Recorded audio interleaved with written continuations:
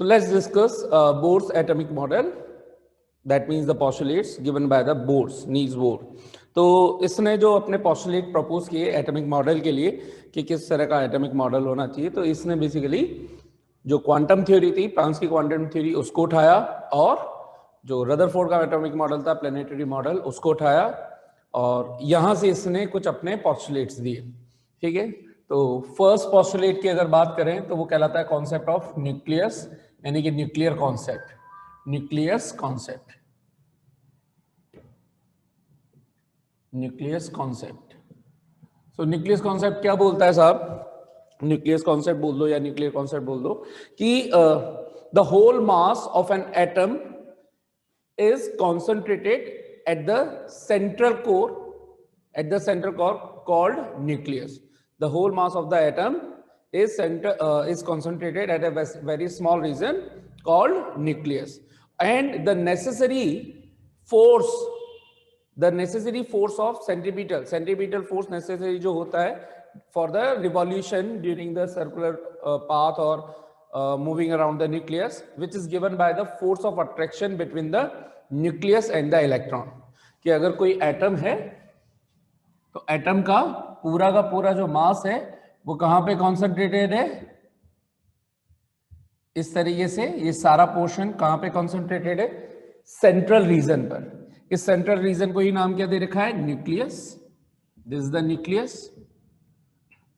और इसी के चारों तरफ अलग अलग ऑर्बिट्स के अंदर इलेक्ट्रॉन्स मूव कर रहे हैं. सो जो इलेक्ट्रॉन है ये अगर सर्कुलर पाथ में, सर्कुलर ऑर्बिट्स में मूव कर रहे हैं, तो सर्कुलर मोशन में कोई भी ऑब्जेक्ट तभी मूव कर सकता है जब एक सेंट्रीपिटल फोर्स एक्ट हो. तो यहां पर जो सेंट्रीपिटल फोर्स होगा इस घूमते हुए इलेक्ट्रॉन को, वो कौन प्रोवाइड करवा रहा होगा? इस न्यूक्लियस का जो पॉजिटिव चार्ज है. अगर कोई भी एटम ले ले आप जिसका एटॉमिक नंबर Z हो, तो Ze और इलेक्ट्रॉन -e, इनके बीच में जो फोर्स ऑफ अट्रैक्शन लगेगा, ये फोर्स ऑफ अट्रैक्शन यानी कि इलेक्ट्रोस्टैटिक कूलॉमिक फोर्स या electrostatic force of attraction will be providing the necessary force. This is called the nucleus concept या न्यूक्लियर कॉन्सेप्ट. बहुत सी जगह न्यूक्लियस लिखा हुआ मिल जाएगा, कहीं न्यूक्लियर लिखेगा, बात एक ही है. सो this is called nuclear concept या न्यूक्लियस कॉन्सेप्ट. ठीक है. सेकेंड है, सेकेंड इसका पोस्टुलेट है क्वांटम कंडीशन. क्वांटम कंडीशन, ये क्वांटम कंडीशन वही है जिसको अभी हमने डिटेल में प्रीवियस क्लास के अंदर देखा था कि क्वांटम क्वांटाइजेशन किस तरीके से होता है, यानी कि इस पर्टिकुलर ऑर्बिट के अंदर जो वेवलेंथ बन रही थी, वेवलेंथ से जब इसने क्वांटम थ्योरी को उठाया था, प्लांक्स की क्वांटम थ्योरी को उठा करके रिलेट करवाया था, तो उसमें उसको क्या पता चला था कि जो भी इलेक्ट्रॉन्स हैं वो जिस भी ऑर्बिट में घूम रहे हैं, तो उस हर एक इलेक्ट्रॉन का एंगुलर मोमेंटम बोले तो MVR h/2π का इंटीग्रल मल्टीपल होना चाहिए. That means MVR = NH/2π. So Bohr's postulate, second postulate जो क्वांटम कंडीशन को बताता है, वो क्या बोलता है कि the electrons out of all permissible. अब ऐसा तो है नहीं, आप देख सकते हैं कि यहाँ पर अगर ये एटम है और अगर ये न्यूक्लियस है तो ये भी ऑर्बिट हो सकता है, ये भी हो सकता है, बिल्कुल पास पास बहुत सारे ऑर्बिट हो सकते हैं. लेकिन ऐसा तो नहीं है कि हर एक ऑर्बिट में एक इलेक्ट्रॉन एक बार अगर यहाँ पे है तो फिर दूसरे ऑर्बिट में यहाँ पे, तो ये जो बीच के जितने भी ऑर्बिट्स बच रहे हैं उनमें कहीं पे नहीं है. ठीक है. इसके अलावा ये भी तो ऑर्बिट हो सकते हैं इनके दूसरे इसी तरीके से.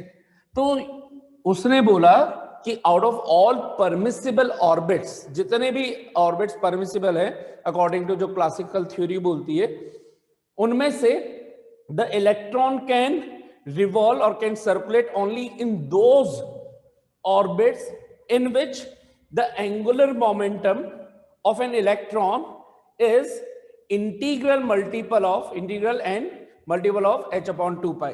सो यहां पे जो n है that which is positive integer, इसी को बोला गया है पॉजिटिव इंटीजर, इसी को बोला गया है क्या? Principal quantum number. ये आपने केमिस्ट्री में पढ़ा ही होगा. प्रिंसिपल क्वांटम नंबर नहीं पढ़ा तो ध्यान रखिएगा, इस n को ही क्या बोलते हैं? Principal quantum number. So this is the Bohr's की फेमस क्वांटाइजेशन कंडीशन। क्यों? क्योंकि इसने प्लांक की थ्योरी ये मानते हुए कि वेव नेचर है उन सबसे ये चीज रिलेट करी थी, जो हम प्रीवियस क्लास में हमने डिटेल में किया था। ठीक है, m क्या है? Mass of electron. v क्या है? घूमते हुए इलेक्ट्रॉन की स्पीड। r जिस ऑर्बिट के अंदर ये घूम रहा है वो उसकी radius. n principal quantum number यानी कि पॉजिटिव इंटीजर। और h अपॉन 2 पाई एक कांस्टेंट। ठीक है, Planck's constant h। Right, third concept है, थर्ड पोस्टुलेट इसका, पोस्टुलेट को हिंदी में बोलते हैं साहब परिकल्पना, है ना, परियों की कल्पना, इमेजिनरी थिंग्स। तो जिनका प्रूफ डायरेक्टली नहीं हुआ, ऐसा ऐसा चीजों को उठा लिया या तो ऑब्जर्वेशंस पे लिया है, लॉज नहीं बने।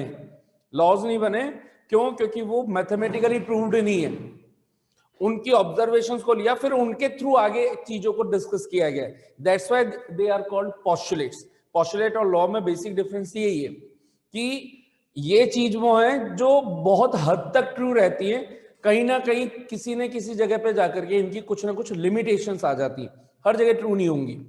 तो ऐसा ही कुछ इसमें भी है। तो यहाँ पर इसने अपनी जो भी हाइपोथेटिकल चीजें, हाइपोथेटिकल मतलब थी ऑब्जर्वेशंस के बेस पर, वो जो इसने अपने स्टेटमेंट दिए, इसलिए इसको क्या बोल रहे हैं? पोस्टुलेट। तो उसने एक परिकल्पना करी, एक इमेजिनेशन करी, अपनी थ्योरी दी कि जो रदरफोर्ड फेल हो रहा था उसको बचाने के लिए कि स्टेशनरी ऑर्बिट की कोई एग्जिस्टेंस होती है।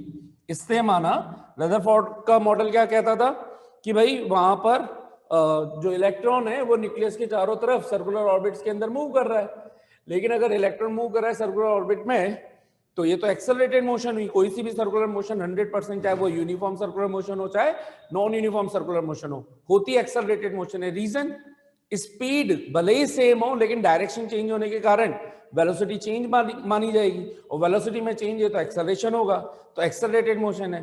तो एक्सेलरेटेड मोशन अगर है तो इलेक्ट्रोमैग्नेटिक थ्योरी क्या बोलती है कि अगर कोई एक्सेलरेटेड चार्ज पार्टिकल है तो वो हमेशा इलेक्ट्रोमैग्नेटिक रेडिएशंस रिलीज करेगा, एमिट करेगा।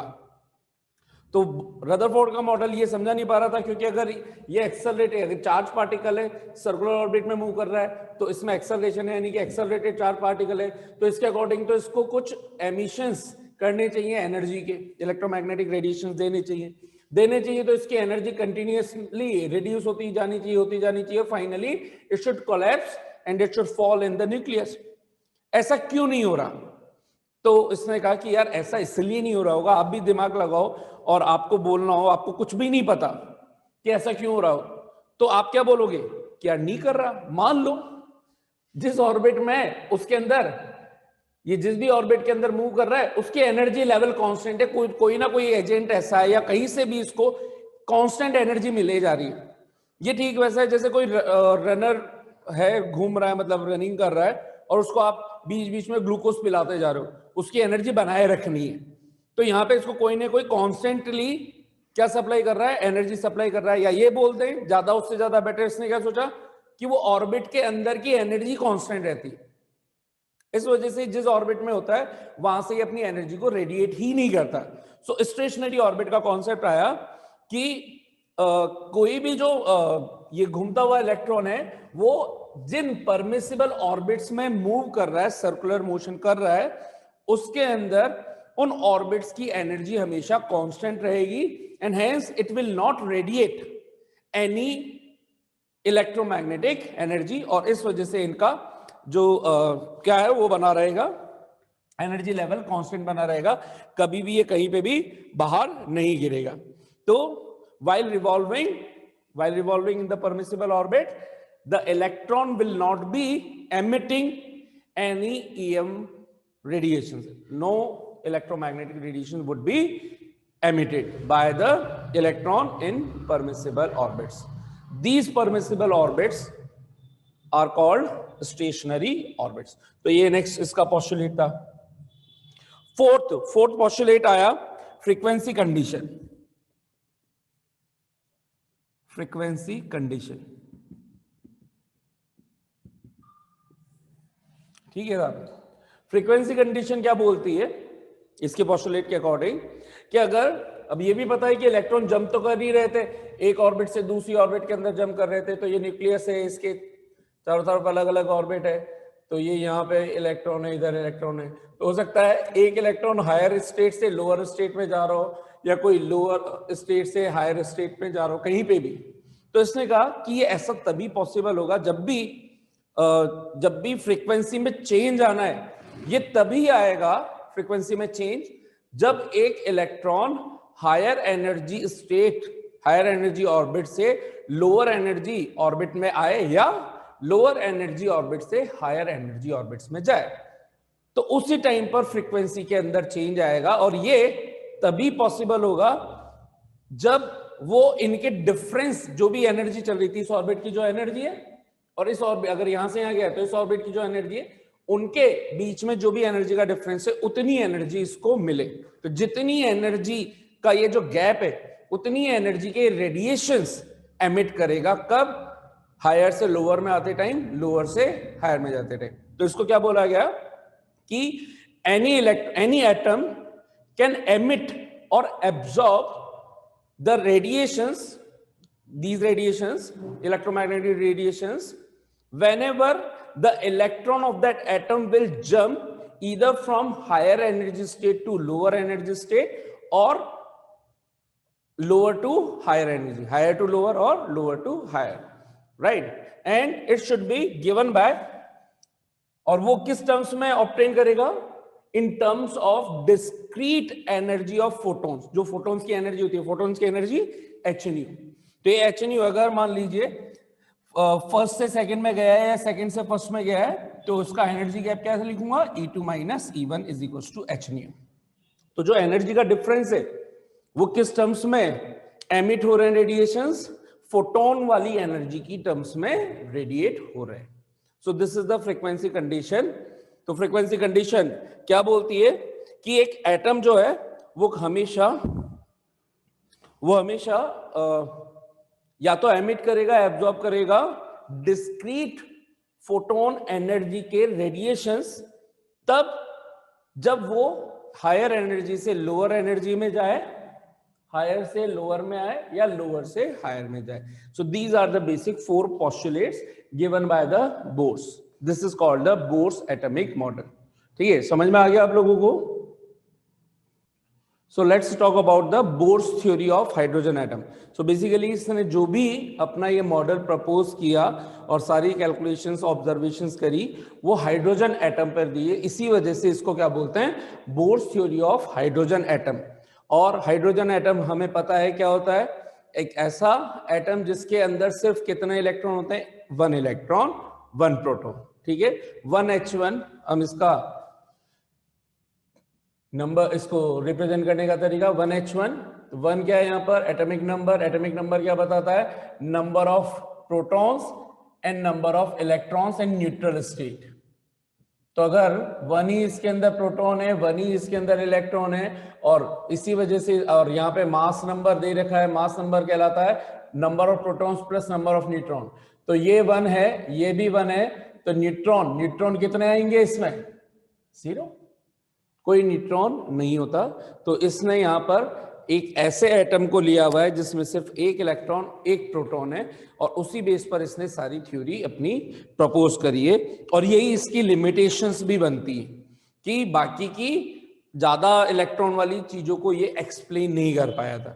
तो it is one of the limitations also. तो हम बात करते हैं यहाँ पर क्या क्या डिस्कस करने वाले हैं? Radius of N orbit, speed कितनी होगी किसी ऑर्बिट के अंदर, एनर्जी वगैरह कितनी होगी। So let's discuss 1 by 1। ठीक है, सो पहले हम बना लें हमारा हाइड्रोजन का एटम।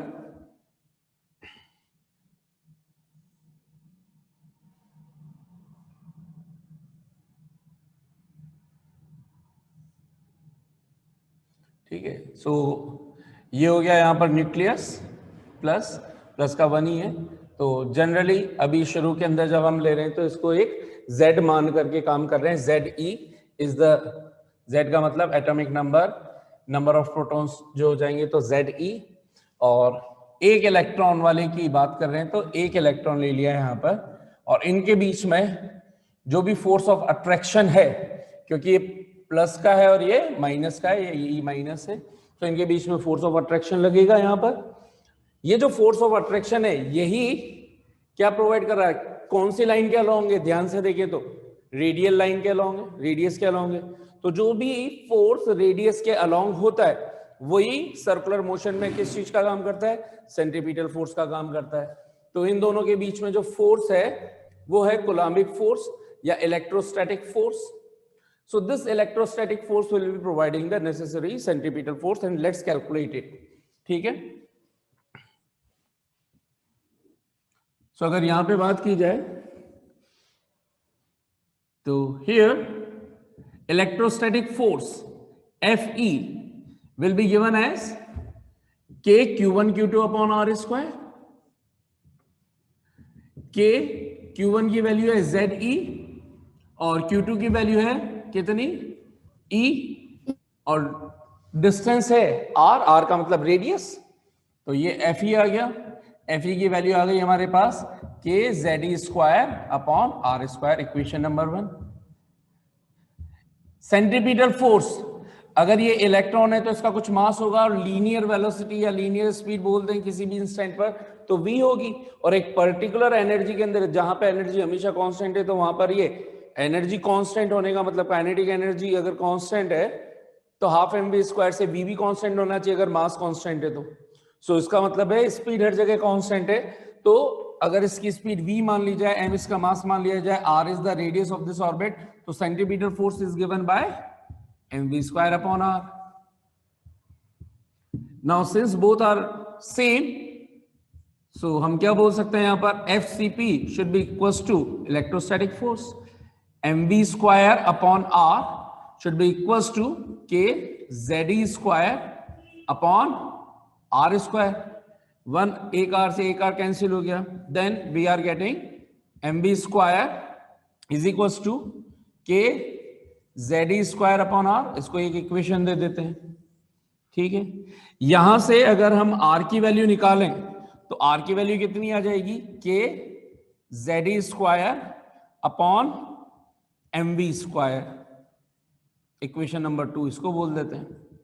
अब अगर स्पीड पता हो, बाकी की चीजें तो कांस्टेंट है, हमें पता है k 1/4πε0, z जो भी एटम होगा, यहाँ पे हाइड्रोजन की बात चल रही है 1 पुट कर सकते हैं, E की वैल्यू पता है, मास ऑफ इलेक्ट्रॉन पता है, V पता हो जाए तो R पता चल जाएगी।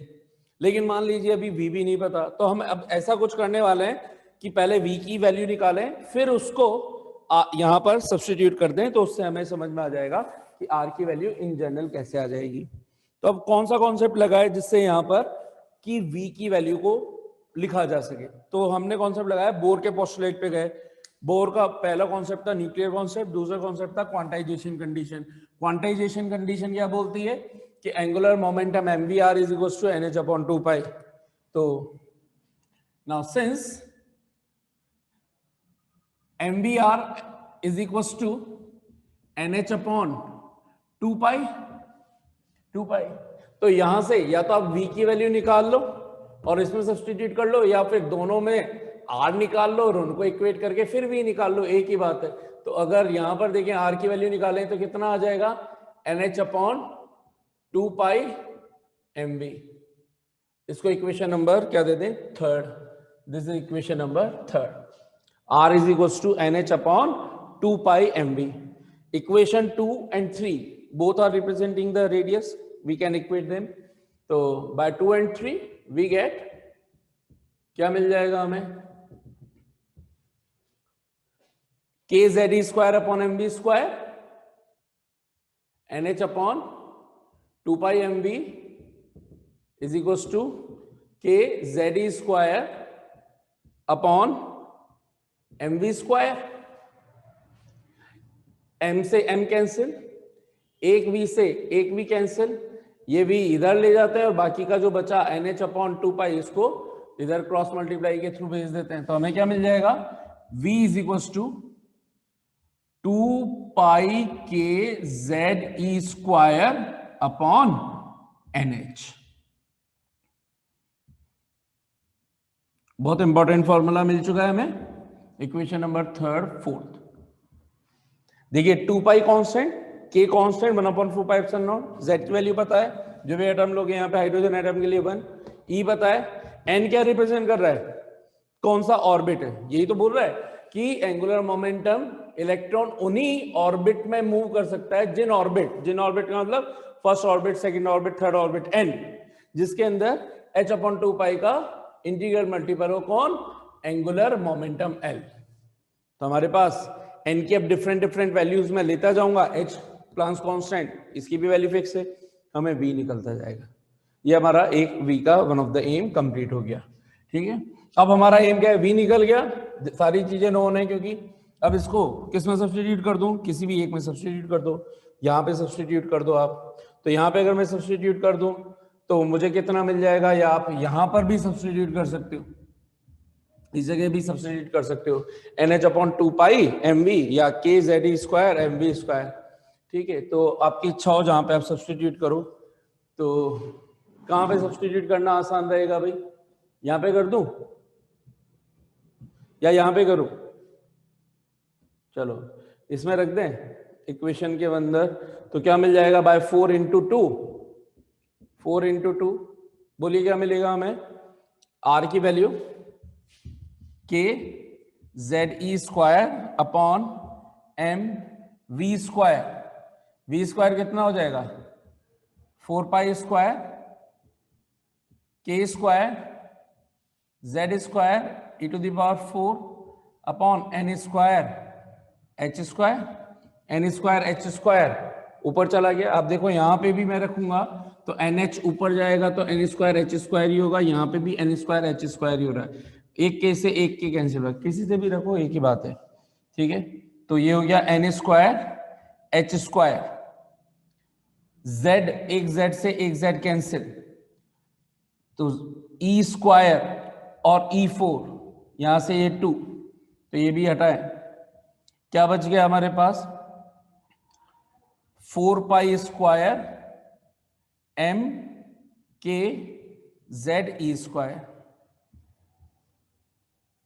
है ना। इसमें तो आप इजीली कर ही लेते हैं, यहाँ पे भी करके बता दिया, सेम ही रिजल्ट आएगा। सो हमारे पास R का बेसिक फॉर्मूला क्या आ चुका है, n²h²/4π² m k Ze², इसको इक्वेशन नंबर दे दें 5।